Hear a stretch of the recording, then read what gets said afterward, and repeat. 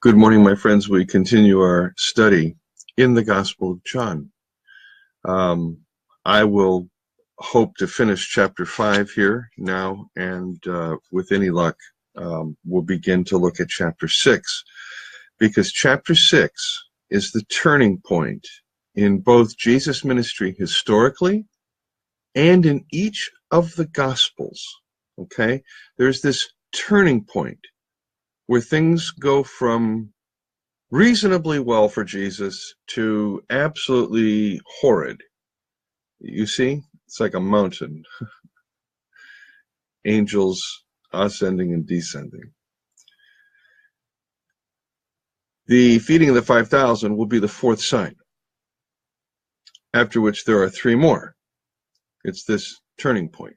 And I'll show you something about those signs either today or in the next lesson, and how there's a correlation here. You'll see. So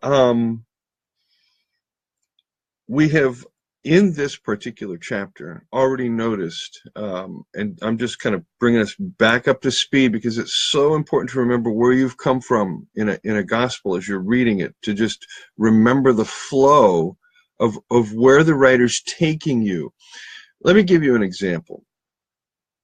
I will never, ever, ever forget the very first time I read The Lord of the Rings. I was perhaps 10 or 11 years old, 1967, 68, somewhere in there. And I remember at the end of the 3rd volume when Sam walked in the door and said to Rosie, "I'm home." And that was it. It was over. I cried. It was like I wanted more. I couldn't, I didn't believe it was the end, you know. And I read The Lord of the Rings every year after that, and because I loved the story. And then sometime around a decade later, I stopped reading The Lord of the Rings, and I don't know that I've ever read it through again from the beginning, although I think I should, because part of the problem is I know the story, and I'm too familiar with it. And so when I read it now, it's like I'm bored.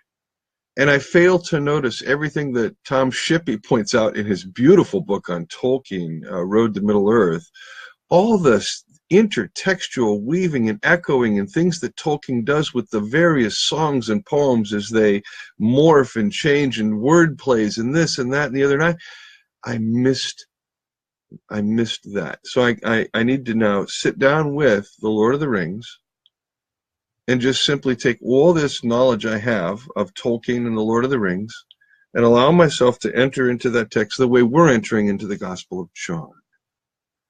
And so as we enter into this Gospel, rather than assuming we know what this writer's trying to say and do, we want to learn everything we possibly can about this writer or potential writer's backgrounds and environments, and we can do all that. It's already been teased out by the great Johannine scholars of the 19th and 20th, and now those that are emerging in the 21st century. I could not begin to tell you how fantastic Johannine scholarship is. I mean, it's utterly brilliant. I'm not talking about the whole thing, of course. I'm talking about these landmark kind of studies that occur and become these reference points that you can then begin to build larger theses upon. But it's wonderful. There's so much wonderful work out there. I mean, literally, you can purchase the commentary by B.F. Westcott, one of the great Cambridge 3. And this was written back in the late 19th century. And although, I mean, the conservatives, of course, love it because he's the one that argues that John, the son of Zebedee, is the writer. But it's good scholarship, okay? Even if it's dated, it's good scholarship. And, of course, you could go all the way up through Ray Brown's 2-volume classic, Schnackenberg's 3 volumes. How about the one that Hoskins never finished, but they published it, and I believe his cohort, Neil Davey, helped finish that. It's a great commentary. I don't know how anyone could ever begin to think about studying the prologue to the Gospel of John without reading Karl Barth's book on that topic. some lectures he gave early on in his career. So all of this to say that the text we're in is absolutely rich, and we don't want to assume that we think we know what this writer's doing, because he's already begun to turn our heads around with double meaning words. I mean, we saw that even the greatest teacher, Nicodemus, is in the dark. We're not even Nicodemus level. No one's called you and me greatest teacher. You see what I'm saying? We're in the dark here. We need to let this writer lead us to the light. Not to the light we assume, not to our theology, not to our presuppositions, not to our conclusions, but take this journey. And up till now, one major theme that we have seen all the way through this thing is water. It's presupposed in the prologue in a way, certainly brought out very, very clearly in the Baptist narrative. It's there again at the wedding at Cana. We saw it with reference to Nicodemus. You must be born of the water and the Spirit. There is the woman at the well. There's the man at the pool. So there's this witness of water. Now, I've already told you previously, I happen to think von Waldes' theory of reading the Gospel and the letters of John in backwards order is the correct historical order. In other words, 3rd John was written first. So this is a community. It's got this theology that we'll see emerge in 1 John eventually, and then in the Gospel, or various editions of this Gospel, if the community did that. We'll see this emerge. But by reading 3 John first, we see the crisis. And in order to understand any gospel, it's important to try and figure out its crisis. Each of the gospel writers has this central crisis in Jesus' ministry at the feeding of the 5,000. That's a crisis point. Okay? And this is what these writers are trying to do, is get us to see the crisis, the judgment. The Greek word crisis, judgment. That's what it means. It means that there's a choosing, a turning, a two ways. I could illustrate this by talking about what's known as the derech eresh in the Jewish tradition, which means the two ways, the way of life and the way of death. And you find this in the rabbinic literature. You find this in Qumran. You find this even in that particular influenced Matthean Sermon on the Mount type tradition. There are two ways: way of life, way of death, road of life, road of death. Okay, all of this is what the gospel writers are leading us to. They're saying there is a choice to be made. There's a way to follow. Most human beings are just wandering around in a fog in the dark, bumping into each other. But there is light in the darkness. There is living water where there is deep thirst. There is soon to be living bread. But it's all tied, as we saw, through these witnesses that we see in 3 John, 2 John, there's the crisis. 1 John says, okay, now we got 3 witnesses. Water, blood, Spirit. And we'll discover as we move on through that for the writer of the Gospel of John, Pentecost didn't happen 50 days later in some event in the temple. For this writer, the Pentecost event happened on the cross. That's where Jesus expired his last. And then you have the doublet of that in the upper room. Receive the Spirit. Bam, right there. It's done. So, but we're not there yet. That's the end. That's where we cry when it's over. Here in chapter 5, after this lovely sequence of water witnesses, okay, we come to this whole Christological section because Jesus is rethinking the relationship of the Creator to the creation. Jesus is saying the Creator's relationship to the creation is not a finished thing. It is a work in process. It hasn't completed yet. And he, too, is part of this creation process. Just like his father, he too is a working man to this day. That overturns everything that there is about this concept of 6 days and a Sabbath. 6 days and a Sabbath. Can I interrupt this? I wish I had somebody here. Somebody, Paul, David, Renard, anybody, remind me when I finish this story that I need to come back to this threefold testimony, please, when I say, what was I saying? Because you know I'm going to forget. I'm on a rabbit trail here, okay? There's a great story in Ernst Käsemann's book, Jesus Means Freedom. And this is back in the 50s, and he talks about visiting a pastor at that time up in a little village in Holland on the North Sea, you know, where the fierce winds and waves and the dikes will break and the villages will flood, people will drown and die, and it's terrible. So the pastor's telling Käsemann that previous to this, there was this major storm coming in, and they needed everybody out on the dikes. And this was Saturday night. Storms coming Sunday. They need everybody out on the dikes on Sunday. That's it. Hands down. You know, so they realized they got to go to the pastor, the Reformed Calvinist pastor there in this Dutch town, and they need him to tell his people, we need all hands on deck. So he has to call the consistory together, the elders, and there's a conversation that happens, and it goes, you know, pretty much as you'd expect with Calvinists. You know, we're predestined. God made us. Our life is in God's hands. God gave us the commandments. God calls us to obey the commandments. One of the commandments is honor the Sabbath, and whether we live or whether we die, we are in the hands of the Lord.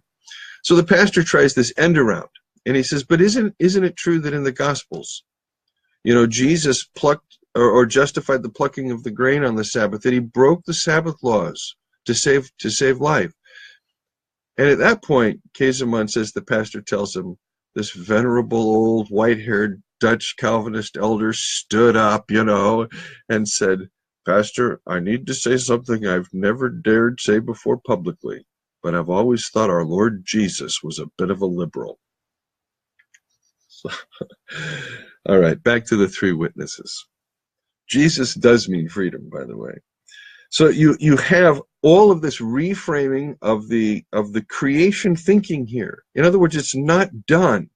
And this whole concept now of what constitutes doing the will of God. Is it these rules? Is it halakha? Is it, you know, what is the will of God? Is it all the minutiae that have to do with holiness codes or not? You with me on this? This is all happening here in and around this Sabbath narrative. This narrative of the healing of this man at the pool. These are huge halakhic discussions. They will divide Jesus from the Pharisees. I mean, at this point, even though he could be perceived of as a Hillelite, as a liberal Pharisee, at this point, Jesus is questioning how they're reading Torah. And they're reading Torah. It's not Torah Jesus is questioning. He's not going, oh, Torah's bad. Jesus isn't the Marcionite. The whole thing comes down to the interpretation of the text. How do you read the text? And Jesus read the text differently than his contemporaries. He's not anti-Semitic. He's not anti-Judaic. He's not supersessionist. He's a Jew. Let him be that. And he's reading these texts through a Jewish lens, his Jewish lens. And that Jewish lens of his certainly was purified by years of we don't know what. But there's certainly evidence of a lot of listening, education, even if he may not be able to read or write, as oh shoot, Craig, I can't remember his last name, brilliant book, Jesus Against the Scribes is the book. He showed that there. Point. We have, as a result of this sign, conflict. Okay? Just as we saw, there's immediate conflict in the temple after the sign at Cana, right? Then we have the nobleman's son, and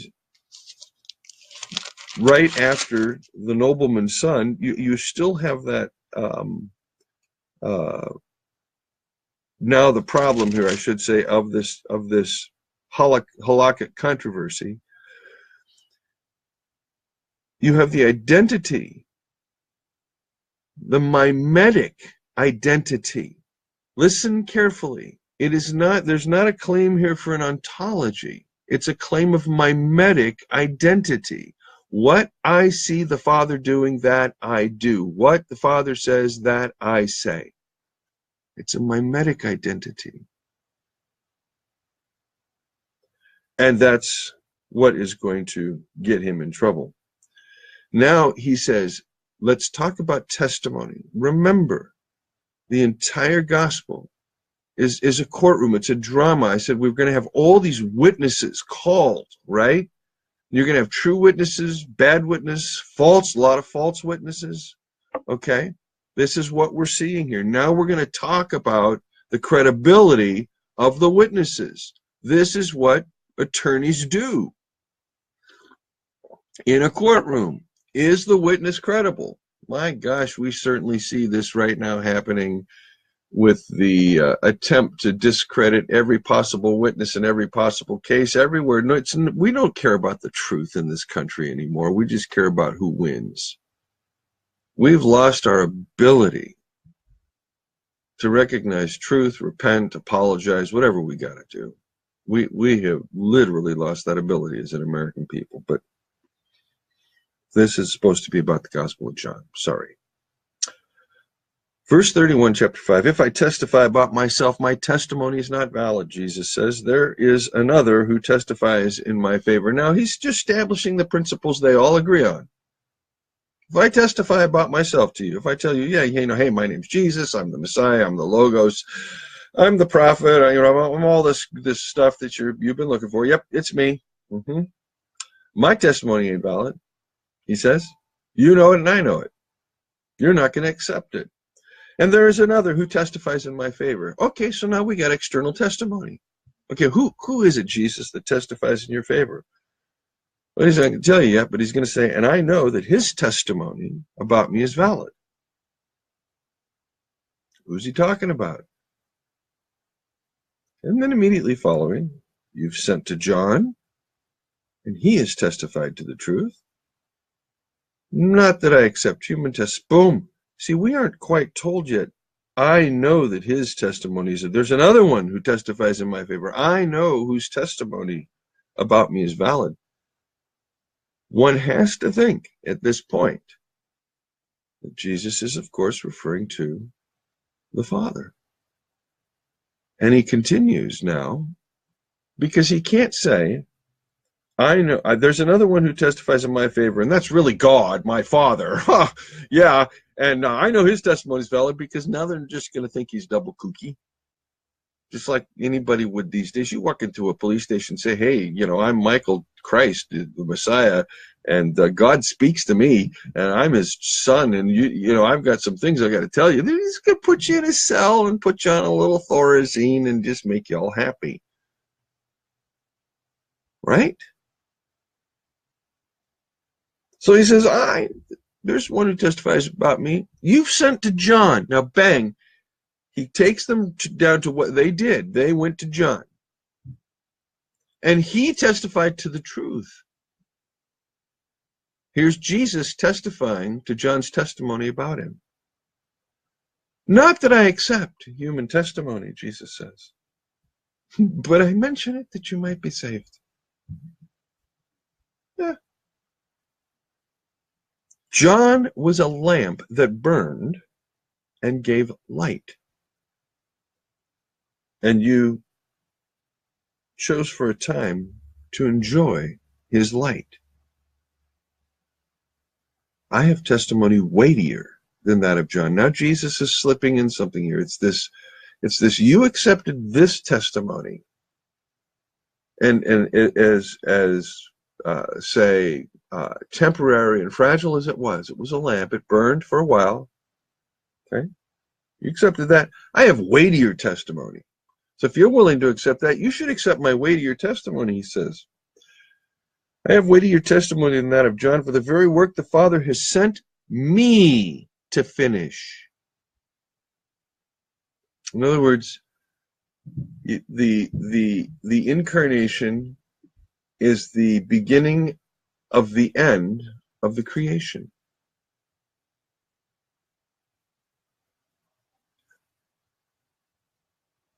That is, incarnation, life, ministry,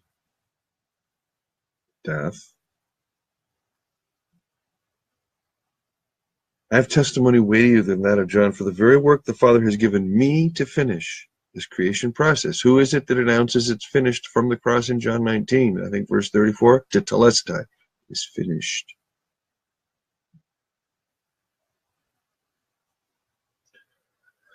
For the very work that the Father has given me to finish, and which I am doing, process, testifies that the Father has sent me. There's another testimony. The works that I do are now testimonies. And the Father who sent me has testified concerning me. Where? The bat kol, the voice from heaven, the sound of thunder at the baptism. And he says, you've never heard his voice, nor seen his form. What's the implication here? I have.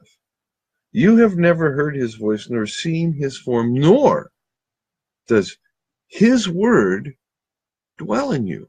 This is very important, these three things. No one has seen God at any time. Do you remember back to the prologue? Let's look at it, because we're hearkening back. 1:18. No one has ever seen God but God, the only Son, who is at the Father's side and exegetes him. Now we're coming back to that. You've never heard his voice. You've never seen his form. That is, your God concepts are all wrong. What you think is the voice of God isn't, and his word doesn't dwell in you. What you call his word, whatever it isn't the word of God. It's not the word of the Father. I have the word of the Father. If you come to me, then you'll have that word too, but your word's a different word, and you're claiming it's coming from God. And you're bothered because I'm claiming the truth from the Father. You diligently study the scriptures.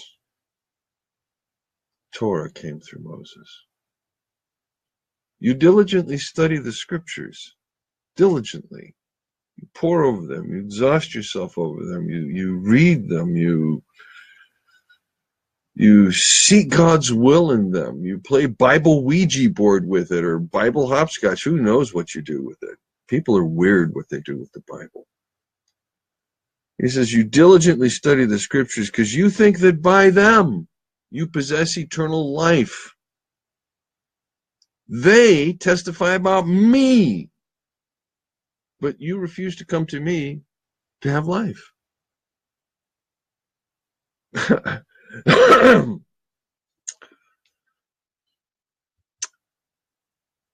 It would not be difficult, of course, to do an easy, hands down,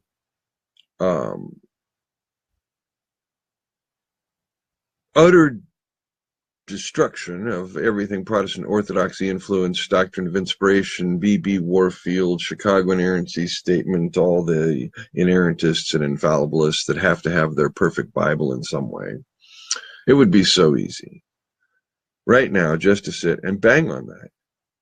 And it's important that we should, because we see what some of these folks are doing politically with the Bible, how they have distorted it just as badly as it was distorted by the German Christian movement in the 1930s, the white apartheid justifying Dutch Calvinists in South Africa in the 70s and 80s, and my gosh, we're seeing it abused here today in the United States. Listen, conservatives abuse the Bible. They truly do. They treat it as a sacred text, they veneer it with holiness, and then they put their interpretation on it and bow down and worship their interpretation. That's all they're doing. And Jesus recognizes this right here in the problem of halakha. Or in Matthew 23, perhaps we can remember, you strain at gnats and swallow at camels. You've got this whole universe built on 6 days and a Sabbath. And you've got these codes oriented to Sabbath. And there isn't one yet. It's not finished. And it certainly doesn't look like what you call Sabbath. So get out of your religion. Your religion testifies to me. The text you're exegeting testify to me. Pay attention, look, and see. Jesus, Moses. We've already seen the water, blood, wine, water, blood, Exodus motif. We're about to see the manna in the wilderness motif. Jesus, Moses parallelisms. All through this text. Because this writer is engaged in a struggle in his community with some form of Jewish Christianity, or perhaps even in the synagogue, the Jewish synagogue, some struggle with those who are saying certain things about Jesus this writer believes to be false. So I think it's internal to the community. And you see that as you read 3 John, then 2 John, then 1 John, where there's been an exodus away from the community. And then the Gospel's remembering all of this as the various editions, the writers and editors, at least the writer is remembering this. As he's writing, it's part of his ethos, part of his life. You cannot escape your life when you write. And all of this comes in here. All of this.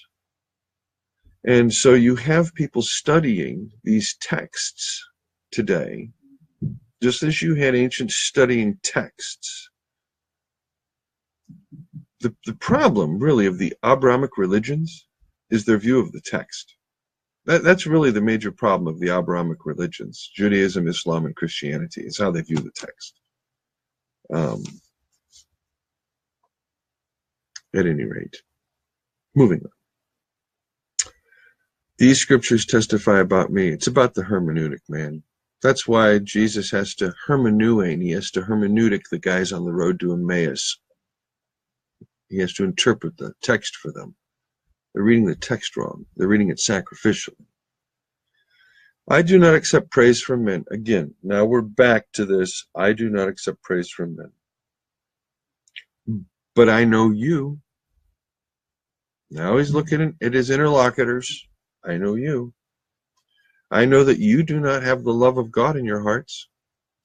People, you need to just before you put anybody else in the interlocutor's shoes, put yourself there.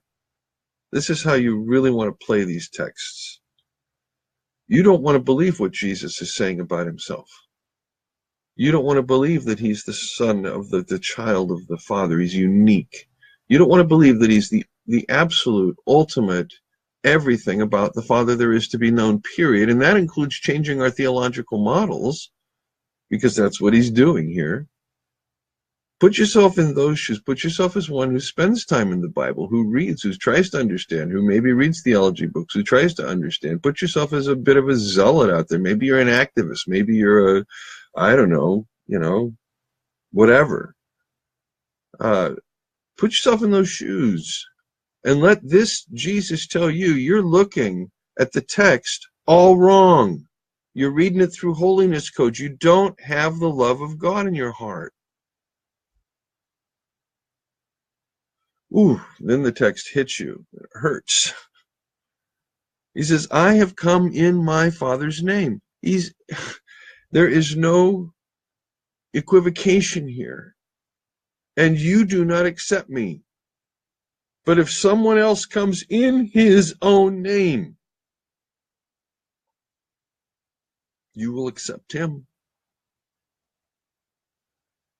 How can you believe if you accept praise from one another? and make no effort to obtain the praise that comes from the only God. This has to do now not just with Jesus' credibility as a witness, but the interlocutor's credibility as witnesses.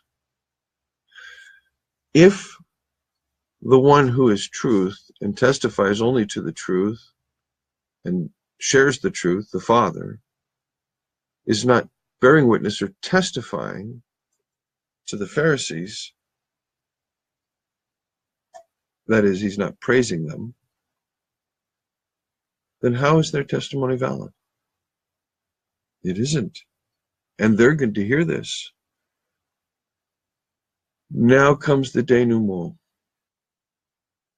Do not think I will accuse you before the Father. Notice this is very, very important. Because if we were going to read this text sacrificially, we would turn Jesus back into the Pharisees. We would make him an accuser. He's not the accuser in this trial. He's not the accuser in this trial. Your accuser is Moses, he says, on whom your hopes are set. If you'd believed Moses, you'd have believed me. He wrote about me. Since you don't believe what he wrote, how are you going to believe what I say? It's all about the hermeneutic here, people. Jesus says that the very ones who use the text to accuse are going to find that their accuser is the one who wrote the text and sought to bring this to their mind's eyes, sight, awareness, but they didn't see. They used a text that was meant to be oriented toward healing and redemption in a negative, destructive way. They didn't recognize that there's process here. You do have Genesis 2 and following after that eschatological narrative of Genesis 1. Don't you? So we come to the end of chapter 5. I'm just going to do a little setup here as we move into this business of the feeding of the 5,000. First, the feeding of the 5,000 is one of the few events that will occur in all four Gospels. You have the baptism of John, you have the feeding of the 5,000, you will have the Passion narrative, and a few small things sprinkled. But those are the main events. There's very little in Matthew, Mark, and Luke that's found in the Gospel of John, and very little in the Gospel of John that's very, very little that's even paralleled in Matthew, Mark, and Luke, the synoptic tradition. But when we recall that we're not dealing with three separate traditions, we're dealing with the Markan tradition, which is midrashed by Matthew, and either rewritten by Luke or is also used by Luke along with other sources to make his gospel. So whether you do the old Griesbach hypothesis or you take your two-source theory with Q and all that, it's irrelevant. The point is, you're dealing basically with the Johannine tradition and the Markan tradition. And if Luke has another source, as Edwards might suggest, the Hebrew gospel tradition. But be that as it may, what we have here in this central narrative of the feeding of the 5,000 is a turning point event. If you read the Gospel of Mark, and as I recall, my former dean of students and later professor of New Testament and theology there at North Park Seminary, Jay Phelan, did his PhD dissertation on the doublets in Mark 6, 7, and 8. And there is in Mark 6, 7, and 8, at the beginning of Mark 6, feeding of the 5,000, and at the beginning of Mark 8, feeding of the 4,000, and then after that comes the Caesarea Philippi episode. But there's a whole thing about doublets that goes on where Mark's recreating narratives, doubling them for effect. And in the middle of this doubling occurs this huge halakhic narrative about hand washing. Pay attention here, peeps. Right before, or sandwiched in, as it were, chapters 6 through 8, right before the turn to Caesarea Philippi, you have, in this interlocking doublet narrative, a great big discourse in and around halakha. Okay? The interpretation of the text. That was the challenge that Jesus brought. How the text is interpreted. Jesus wasn't some kind of liberal. He didn't go, oh, the Bible, it's a myth, man. It's a legend, man. Like, I read Dom Crossan, man. I read Bart Ehrman, and I read these guys like, I'm so smart, and I can, the Bible's full of crap, man. It's bad, and it's the gospel writers made all kinds of shit up about Jesus and stuff, and all that virgin birth crap. You get that crap right and left. Go to the Wild Goose Festival. You'll see it there. That approach to the text is absolutely awful. Okay, so let's come back and let's work what we actually have here. We have this doubling narrative in Mark that's, in a sense, going to be bookended by these feedings. Okay, there's so much here. I don't know that I have time to do all this. At any rate, both the Johannine and the Synoptic tradition the Markan tradition at this point, have the feeding of the 5,000, the halakhic issues, and the turning point of the ministry all together right there. So there is, it suggests to me, some historicity to this. That is, there is a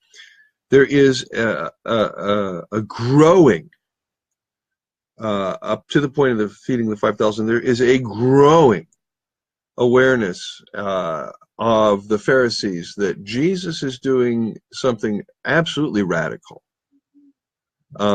in regard to his interpretation of the text. And the claims he's making to do what he does and interpret the text the way he does.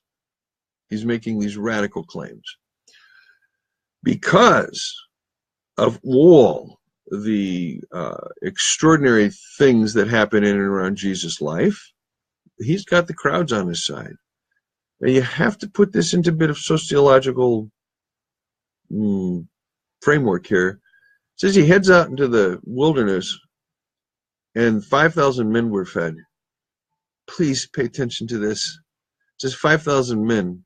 One narrative says not counting women and children. And we have this image of 5,000 lonely people following Jesus. Oh, Jesus, we just can't wait to hear your words, and we're hungry. No. You got 5,000 men.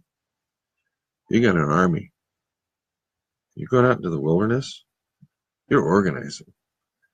Of course.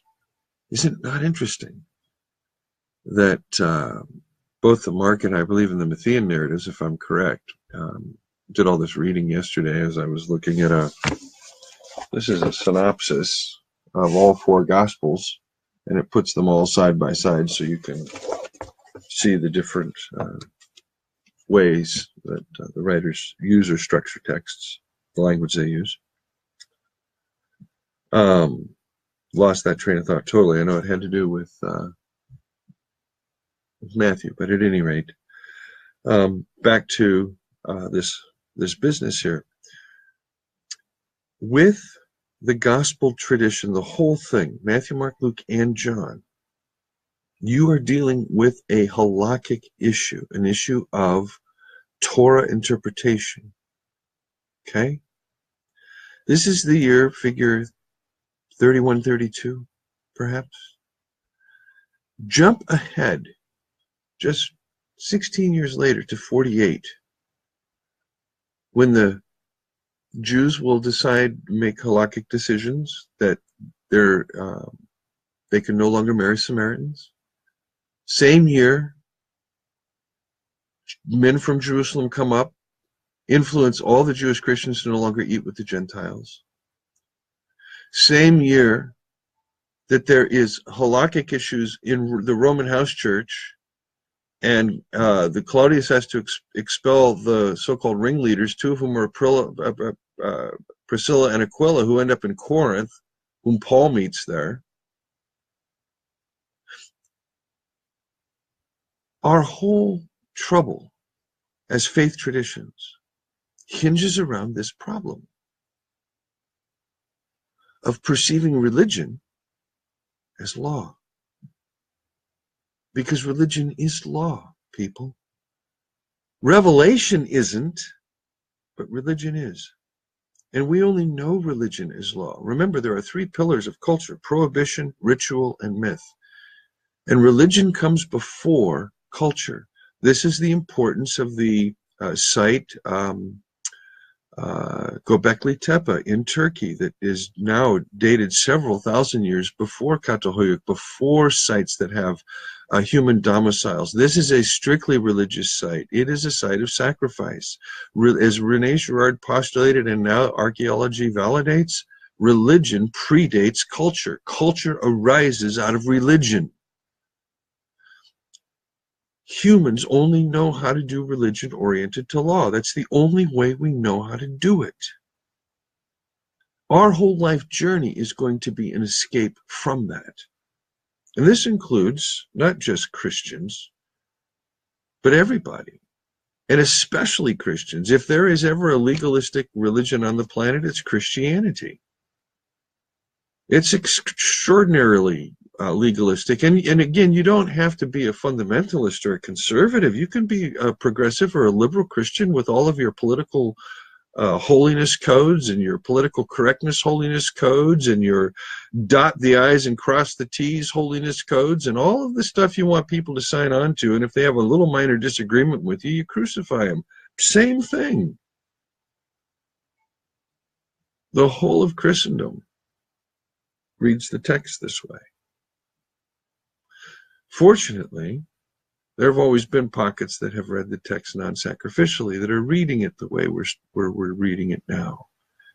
And also, fortunately, there is just absolutely phenomenal and overwhelming amounts of evidence that substantiate the way we're reading it now. Anthropologically first, theologically second. We're looking for what the effects of the text are as we follow this writer's thought. And now we're coming up to this place where we too, like the crowds, have seen all these signs. And now we're going to get a big one. Because who do we perceive this one to be? I'm going to give you a hint. If you look down at the end of the narrative, and this says only in the fourth gospel, it's not found in the synoptic tradition. In verse 14, it says, after the people saw the semia, the sign Jesus did, they began to say, surely this is the prophet who is to come into the world. That's a correct declaration of faith, is it not? I mean, it's the same one the Samaritan woman made in chapter 4 and that the Samaritans did in chapter 4, right? He's the prophet who's to come into the world. And look what they do next. Jesus, knowing that they intended to come and make him king by force, they now attach the Davidic piece to this thing. And that's the problem. See, the prophet thing was correct, but you attach the Davidic piece to it, that messianic king piece, when there's already a king in the land, Herod. There's already a Caesar in the world, in Rome. You see the problem? The crowd has a correct recognition of him, and they're about to make the biggest mistake they could make. And that's make Jesus political. Pay attention here, peeps. Pay attention here. Because the only way they know how to make Jesus as political is to do it inside their system by force. They will make him king by force. They will go out. He will ride them to victory as their conquering king. This is a zealot army people. This is not just people that were hungry and had a little lunch and felt better about themselves. These are people that are ready to rock and roll. And they see Jesus doing these signs, and they know God's got to be with them, but they got God all wrong because they think God's all about force and politics, and God isn't. And I'll tell you what, right now, I have never seen in this country such absolutely incredible madness in the theological world as I have the last 20 years. I mean, I can go back and read anything in the 20th century in America, and I'll tell you what, Jesus has been turned into a politician, and you can't do that. You can't make Jesus a politician in your framework. You can't do it in the sacrificial mechanism. You can't do it with a sacrificial hermeneutic, and that's the only way we know how to do religion, culture, and politics, period. And that's why all of this stuff, you know, is Jesus a communist? Is Jesus a capitalist? Is Jesus left-wing? Is Jesus right-wing? Is Jesus the wrong conversation to be having? All we're doing is making Jesus like us at that point. We're failing to recognize as he stands before the procurator, Caesar's representative, wants to know, are you the king? He's going to say, my kingdom isn't of this world. If it were, I suppose my followers would fight, but they're not fighting. Let me put it this way. You can write all you want about Jesus and politics and Jesus and your politics, liberal or conservative, and you can justify your politics by appealing to Jesus. You can do that all you want, and you will have missed the point every time. You're bearing false witness to Jesus if you do that. You need to take this perspective. It's the problem, not the solution. There is a solution. The solution's here. You're following it. You're learning it. You're not there yet. You're like Nicodemus. You're in the dark still. Okay? But you're about to see and have that break because it's coming in chapter 6. Okay? Just like in Mark, where there is a break in and around the issue of bread, there's going to be a break here in chapter 6. There's going to be whole questions about Christology and misreading Jesus and misunderstanding Jesus and making Jesus out to be in our own image. This is the problem here. This is the problem. And we're all going to be exposed to it now. And it's an awful, bloody mess. It's when you get into this Eucharistic discourse, you will see this. We're being led here. Wine, blood. John 6, blood. Cross, blood. Wedding at Cana, sign 1. Sign 2, healing of the nobleman's son. Sign 3, the pool at Bethesda. The center sign, number 4, feeding of the 5,000. Blood, blood, blood. Sign 5 is going to be the healing of the man born blind. That parallels the healing of the guy at the pool, where there's both halakhic issues. How come you were healed on the Sabbath? Who's this guy? And then the raising of Lazarus from the dead parallels the healing of the nobleman's son. There's your parallel. That's why the nobleman's son is there as the second sign. And then the cross parallels Cana. Blood, blood, blood. There's your chiastic structure of the signs in the fourth gospel. Just like that. Hope you've enjoyed your lesson for today. I hope you are taking things away from this. Please, friends, this is what I'm going to do for the month of April. I'm just going to keep producing these Gospel of John videos. If they're valuable to you, you'll support them. If they're not, then I'll find other ways of generating some income. I'm not telling you you're doing God's work by supporting me. You're not. You're just supporting me. End of story. If you like it, you like it. If you don't, you don't. You don't have to be here. Nobody makes you be here. But if it's valuable, support it. The labor is worthy of their hire. And I'll look forward to next time. Cheers.